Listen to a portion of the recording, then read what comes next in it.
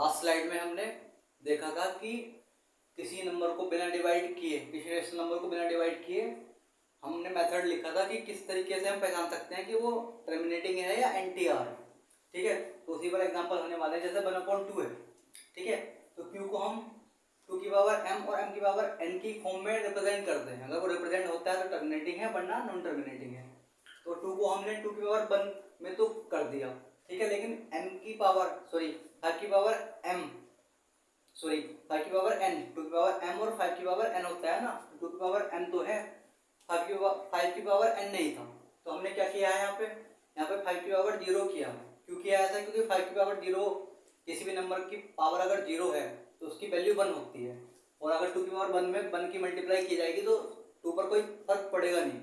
ठीक है, इसलिए यहाँ 5 की पावर 0 किया है, और ये क्या हो जाता है, ये हो जाता है टर्मिनेटिंग। ठीक है, ऐसे 1/3 था। 3 को हमने अगर 3 को रिप्रेजेंट करना चाहें तो 2 की पावर m और 5 की पावर n में हो ही नहीं सकता, क्योंकि 2 और 5 यहाँ पर है ही नहीं। तो 3 क्या हो जाता है, नॉन टर्मिनेटिंग रिपीटिंग डेसिमल हो जाता है, एनटीआर हो जाता है। ठीक है, अपोन में 3 है ना, तो 3 को कैसे रिप्रेजेंट करोगे, 2 की पावर m और m की पावर n में? नहीं हो सकता। अगर 2 होता तो तब भी हो जाता है ना, एक को हम दूसरे को हम 0 लिख सकते थे। 5 होता तब भी हो सकता था, क्योंकि हम फिर 2 को 0 लिख देते हैं ना। जैसे इसमें क्या है, 2/5 है, ठीक है, 2/5 है, तो 5 को हमने क्या लिखा है, अपोन में 5 है तो 5 की पावर 1 किया है और 2 की पावर 0 किया है, क्योंकि 2 की पावर 0 की वैल्यू भी क्या है, 1 है। तो ये क्या हो जाता है, टर्मिनेटिंग हो जाता है। ऐसे अपोन में 7 है, 7 की पावर 1 अपोन में 7 है, 7 तो हमें चाहिए ही नहीं होता है, अपोन में चाहिए होता है 2 और 5, जो कि नहीं है, तो ये एनटीआर है। ठीक है, हमारा मेथड क्या था, हमारा मेथड था सबसे पहले क्या करना होता है, सिंपलेस्ट फॉर्म में लिखना होता है। ठीक है, सिंपलेस्ट फॉर्म में लिखने के बाद क्यू को हम क्यू के प्राइम फैक्टर करते हैं, प्राइम फैक्टर करने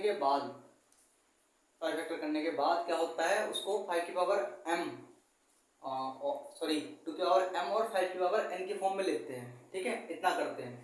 अगर 2 की पावर m और 5 की पावर n की फॉर्म में अगर वो लिखा जाता है तो टर्मिनेटिंग, अदरवाइज नॉन टर्मिनेटिंग होता है।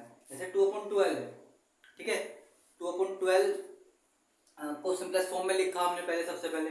ठीक है, तो सब सिंपलेस्ट फॉर्म में थी, इसको लिखा तो 1/6 आया है, इसको लिखा 1/3 आया है, इसको लिखा 3/4 आया है। 3 5 15 5 3 15 और 5 4 20, 5 1 5 5 3 15, 2 1 2 2 3 12। ठीक है, अब 6 की बात करें तो 6 के फैक्टर क्या होंगे, 6 के फैक्टर होंगे 2 और 3, क्योंकि 2 3 6 होते हैं। तो 2 की पावर 1 और 3 की पावर 1, क्योंकि 2 एक बार आया है और 3 एक बार आया है, तो ये हो जाता है NTR, non terminating repeating decimal.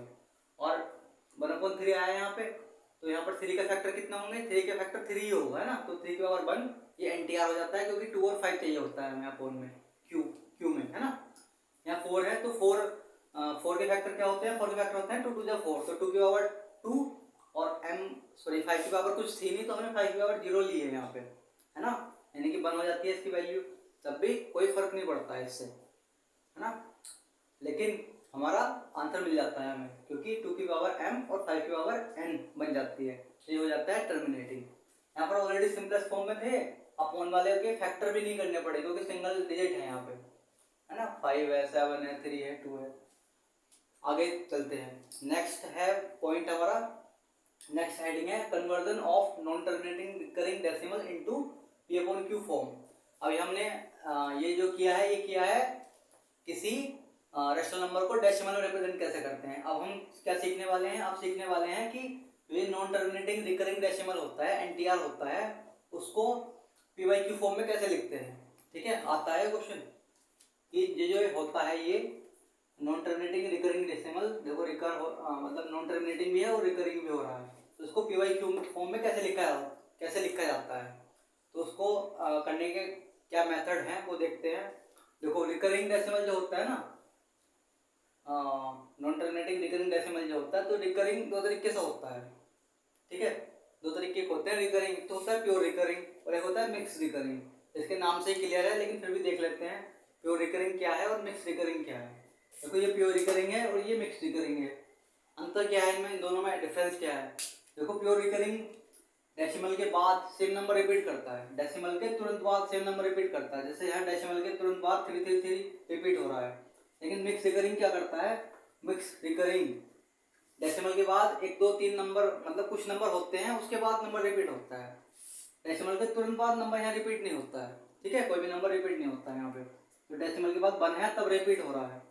1 के 1 हो सकता था, 1 2 भी हो सकते थे, 1 3 1 2 3 भी हो सकता था।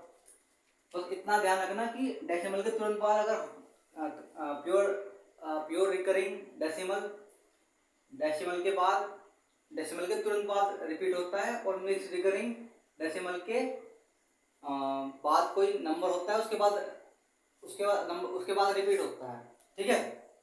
और टाइम हो चुका है 1, इसलिए बोलने में थोड़ा समझ जाओ। और 3, ठीक है। और ये बार क्यों लगाया मैंने, बार को देख लेते हैं, बार क्या चीज़ है। देखो जो भी सेम नंबर रिपीट होता है बार बार बार बार बार बार, तो उसके ऊपर बार लगता है, बार बार बार बार बार, इसलिए बार लगता है, ठीक है। ऐसे यहाँ पर 3 3 3 रिपीट हो रहा है तो यहाँ 3 के ऊपर बार। अगर मान लो ये होता .1 2 1 2 1 2 1 2 1 2 और इसको लिखना होता तो 1 2 के ऊपर बार लगता। तो जितने नंबर रिपीट होते हैं ना उनके ऊपर ही बार आता है। अब देखो प्योर, ये तो बात हुई कि रिकरिंग कौन कौन से होते हैं, प्योर रिकरिंग होता है, मिक्स रिकरिंग होता है, ठीक है। एक टाइप है, मतलब दोनों ध्यान रखने हैं आपको। लेकिन जो मेन मेथड है सॉल्व करने का वो यहाँ बताऊंगा मैं और नेक्स्ट स्लाइड में एग्जांपल के थ्रू। देखो सबसे पहले प्योर रिकरिंग को हम PYQ फॉर्म में लिखेंगे, उसके बाद मिक्स रिकरिंग को PYQ फॉर्म में लिखेंगे। बहुत ही इजी है, देखते हैं आगे। तो प्योर रिकरिंग को PYQ फॉर्म में कैसे कन्वर्ट करते हैं देखते हैं। देखो सबसे पहले ये दिया गया है 0.3333 और डैट डैट डैश आगे, है ना। तो रिकरिंग है, प्योर रिकरिंग है, क्योंकि डेसिमल के तुरंत बाद सेम नंबर रिपीट हो रहा है। और इसको कन्वर्ट कैसे करेंगे, सबसे पहले हमने माना कि इसकी वैल्यू x के बराबर है, यानी कि x माना हमने इसको, जो नंबर दिया गया था ना हमको उसको हमने x माना है, ठीक है। जैसे ये दिया गया है फिर हमने इसको x माना, ऐसे ये दिया गया था इसको हमने x माना है। और मल्टीप्लाई की है बोथ साइड्स 10 से, मल्टीप्लाई बोथ साइड्स बाय 10, 10 से 10 से दोनों साइड मल्टीप्लाई की है। ऐसा क्यों किया है, ऐसा इसलिए किया है क्योंकि हमेशा ही करना है ऐसा इसलिए करना है, ऐसा इसलिए नहीं मतलब क्यों, मतलब 10 से ही क्यों किए है ये बता रहा हूँ मैं। देखो जितने नंबर रिपीट होंगे ना, अगर 3 3 3 रिपीट हो रहा है तो 10 से करनी है, 3 2 3 2 3 2 रिपीट हो रहा है तो 100 से करनी है। जितने नंबर रिपीट हो रहे हैं उतने ही नंबर से, है ना, उतने ही नंबर से मल्टीप्लाई करनी है दोनों साइड, यही प्रोसेस है, ठीक है। अगर 3 नंबर रिपीट होते तो 1000 से करते, और 4 नंबर रिपीट होते तो 10,000 से करते। दोनों साइड मल्टीप्लाई किए 10x हो गया। और ये देखो जब हमने यहाँ 10 से मल्टीप्लाई किए है तो होता क्या है, एक नंबर इस साइड आ जाता है ना, एक साइड नंबर मतलब एक नंबर डेसिमल से दूसरी साइड खिसक के आ जाता है।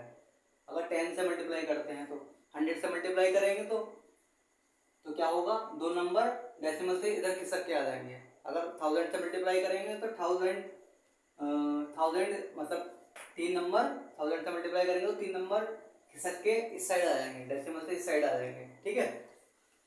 ये तो बहुत छोटी चीज़ है, आपको पता ही होगा, है ना। जब जितने नंबर से मल्टीप्लाई होगी डेसिमल खिसक के उतने नंबर पीछे आ जाएगा, है ना, ठीक है। यानी कि वो नंबर, जैसे एक चीज़ और, जैसे 10 से मल्टीप्लाई की, 100 से मल्टीप्लाई की, 1000 से मल्टीप्लाई की, 10 से मल्टीप्लाई की तो एक नंबर खिसक के इधर आएगा, डेसिमल से इधर आ जाएगा। 100 से मल्टीप्लाई किया तो 2 नंबर डेसिमल से इधर आ जाएंगे। अगर 1000 से मल्टीप्लाई की है तो 3 नंबर इस साइड आ जाएंगे। लेकिन एक बात ध्यान रखना, ठीक है, 0 के बाद आएंगे वो। अगर यहाँ अगर 1 होता तो 1 के बाद आते, यहाँ 2 होता तो 2 के बाद आते, ठीक है। डेसिमल के बिल्कुल साइड में आते हैं, नंबर से पहले नहीं आते हैं। अगर डेसिमल से पहले कोई नंबर है, जैसे यहाँ पर 0 है तो 0 के बाद आएंगे, 1 होता तो 1 के बाद आते हैं, ठीक है। जैसे कि यहाँ 10 से मल्टीप्लाई किया है इसलिए 3 डेसिमल से इधर किसका है और 0 के बाद आया है, ठीक है। तो ये आ गया, ये आ गया। इसको हमने इक्वेशन नंबर फर्स्ट मानी, इसको हमने इक्वेशन नंबर सेकंड मानी, ठीक है। क्या कर रहे हैं हम, सब्ट्रैक्ट कर रहे हैं इक्वेशन फर्स्ट को इक्वेशन सेकंड से। देखो जब इससे इसको सब्ट्रैक्ट करेंगे तो 10 में से 10x में से x गए तो 9x बचेगा।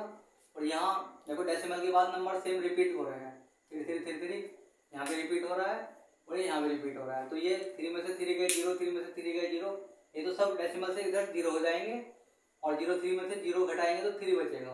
तो x की वैल्यू यहाँ से 1/3 आई है और हमने इसको x माना था, तो इसकी वैल्यू PYQ फॉर्म में क्या आई है, 1/3 आई है। ठीक है, यही हमारा आंसर है। इधर देख लेते हैं, सेकंड एग्जांपल भी दिया है मैंने। जैसे यहाँ पर दो नंबर रिपीट हो रहे हैं तो मल्टीप्लाई करेंगे किससे, 100 से करेंगे। 100 से मल्टीप्लाई की तो 100x आ गया और देखो इस बार यहाँ पर 3 डेसिमल से इधर खिसका था ना, यहाँ पर 31 खिसकेगा। ठीक है, तो 2 जैसे यहाँ पर 2 था तो 2 के बाद 31 आया है, फिर डेसिमल, फिर 31 ऐसे रिपीट हो रहा है। इसको इक्वेशन नंबर फर्स्ट हमने किया, इसको सेकंड नंबर डाला और सब्ट्रैक्ट करेंगे तो क्या आएगा, 100x में से x गए 99x और ये तो सब कट जाएंगे आपस में। तो डेसिमल से इधर वाले 31 यहाँ भी रिपीट हो रहा है, यहाँ भी रिपीट हो रहा है, तो ये तो कट जाएगा। 231 में से 2 घटाएंगे तो 229 आएगा। तो x की वैल्यू यहाँ से ये आई है। ठीक है, इसकी वैल्यू ये आई है। अब देखो मिक्स रिकरिंग, ये तो समझ में आ गया होगा आपको, है ना, बहुत ईजी है। मिक्स रिकरिंग को PYQ फॉर्म में कैसे लिखते हैं, अब ये देखना है। मिक्स रिकरिंग को PYQ फॉर्म में कैसे लिखा जाता है, तो मिक्स रिकरिंग को PYQ फॉर्म में लिखने के लिए सबसे पहले क्या करना होता है, firstly change it into pure recurring, then apply the process of pure recurring. देखो 1.2333 ऐसा रिपीट हो रहा है। ठीक है, ये आगे रिपीट हो रहा है। मिक्स रिकरिंग क्यों है, क्योंकि डेसिमल के तुरंत बाद नंबर रिपीट नहीं हो रहा है। डेसिमल के तुरंत बाद 2 है, उसके बाद रिपीट हो रहा है। तो हिंदी क्या है इसकी, मतलब क्या बताया गया है इसमें, तो इसमें बताया गया है कि सबसे पहले आपको इसको प्योर रिकरिंग में बदलना है। ठीक है, प्योर रिकरिंग में बदलने के बाद जो प्योर रिकरिंग में हम टेक्निक यूज करते थे वही सेम टेक्निक यहाँ पर यूज करनी है, तो हमारा आंसर हो जाएगा। ठीक है, तुम्हें इतना सही सीखना है कि प्योर रिकरिंग में कैसे कन्वर्ट करते हैं, फिर जो प्रोसेस ऊपर किया है वो प्रोसेस यहाँ पर करना है। ठीक है, सबसे पहले इसको देखते हैं प्योर रिकरिंग में कैसे कन्वर्ट करेंगे। देखो हमें प्रॉब्लम किससे है, प्रॉब्लम है हमें 2 से। अगर 2 खिसक के इस साइड आ जाए तो 3 रिपीट होता रहेगा और ऊपर वाला प्रोसेस हम अप्लाई कर देंगे, है ना। तो करना क्या है, ऊपर बताया तो था, अगर इस नंबर को इधर खिसकाना है तो 10 से मल्टीप्लाई कर दो।